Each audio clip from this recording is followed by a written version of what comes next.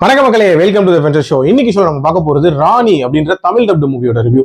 இந்த படம் பாத்தீங்கன்னா ஆகா ஓடிடி ஆப்ல ஆல்ரெடி ரிலீஸ் ஆன படம் தெலுங்குல. இப்ப இதோட தமிழ் டப்டு வெர்ஷன் தந்தி ஒன்ல ரிலீஸ் பண்ணிருக்காங்க. இந்த படம் ஒரு வித்தியாசமான ரிவெஞ்சை மையமா வச்சு அமைக்கப்பட்ட கதை. அதாவது இந்த படத்தோட ஸ்டார்டிங்லேயே ராணி அப்படின்ற பொண்ணோட கதையை காட்டுறாங்க. இவளோட அப்பா வந்து ஒரு குடிகாரரா இருக்காரு. அம்மா தான் வந்து கஷ்டப்பட்டு இவளை வளர்த்துட்டு இருக்காங்க. திடீர்னு அவங்க அம்மாவும் இறந்து போயிடுறாங்க அண்ட் அப்பாவும் இறந்து போயிடுறாங்க. அந்த டைம்ல தான் வேற வழி இல்லாம செக்ஸ் ஒர்க்கரா மாறுறா. அப்பதான் படத்தோட நம்ம லீட் கேரக்டர் இருக்காருல, அவர் வந்து ஐடென்டிஃபை பண்ணி நீ இங்க இருந்து உன்னோட அழகை வேஸ்ட் பண்ணிட்டு இருக்க, சோ என் கூட வா, நிறைய கிளைண்ட்ஸை பார்க்கலாம் அப்படின்ற மாதிரி கூட்டிட்டு போறாரு. அவங்களுக்குள்ள ஒரு விதமான ரிலேஷன்ஷிப் ஃபார்ம் ஆகுது. திடீர்னு ஒரு நாள் அவங்களுக்கு வந்து ஆக்சிடென்ட் ஆயிருது அண்ட் அவ பழசு எல்லாத்தையுமே மறந்துடுறான். அந்த ஆக்சிடென்ட்டுக்கு அப்புறமும் திருப்பி இந்த தொழிலை பண்ண ஆரம்பிக்கிறா. அந்த டைம்ல தான் திடீர்னு ஒரு நபர் வந்து நீ ராணி இல்ல சங்கீதா அப்படின்ற மாதிரியான ஒரு விஷயத்த சொல்றாரு.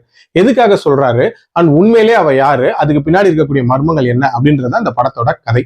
எனக்கு இந்த படத்துல பிடிச்ச விஷயமே அந்த மிட் பிளாக்ல வரக்கூடிய அந்த ட்விஸ்ட் அப்படின்னே சொல்லுவேன். உண்மையிலே ஒரு அவுட் ஆஃப் த பாக்ஸ் ட்விஸ்டா இருந்துச்சு அப்படின்னே சொல்லலாம். அதை எக்ஸ்பிளைன் பண்ண விதம், எதனால அப்படி சொல்றாங்க அப்படின்றதையுமே ரொம்ப ரொம்ப நீட்டா சைக்கலாஜிக்கல் எலிமெண்ட்லாம் கலந்து ரொம்ப நீட்டாவே சொல்லியிருந்தாங்க. ஆல்சோ இந்த கதையில அந்த ரிவெஞ்ச் அப்படின்றதுமே ஒரு அல்டிமேட் ரிவெஞ்ச் அப்படின்னு நான் சொல்லுவேன். அதாவது இறங்கி யோசிச்சு ஒருத்தங்களை பழி வாங்குறது அப்படின்ற மாதிரி பழி வாங்குறத காட்டியிருப்பாங்க. ஆல்சோ இந்த டுவர்ட்ஸ் தி எண்ட் அந்த பாசிட்டிவ் நோட்ல முடிச்ச விதம் அப்படின்றதுமே அற்புதமா இருந்துச்சு. டியூரேஷன் வைஸ் ஒரு 1.5 மணி நேரத்துல முடியக்கூடிய படம் தான். பட் பிரச்சனை என்னன்னா, இந்த படத்தோட அந்த இனிஷியல் போர்ஷன் இருக்குல்ல, அது ஸ்டார்ட் ஆகும்போது ரொம்ப ரொம்ப யதார்த்தமான ஒரு படமா இருக்குமோ அப்படின்ற மாதிரியான ஒரு ஃபீல் கொடுத்துச்சு. அதுக்கப்புறம் வரக்கூடிய காட்சிகள் அப்படின்றதெல்லாம் ரொம்ப ரொம்ப செயற்கைத்தனமா அமைச்சிருந்தாங்க.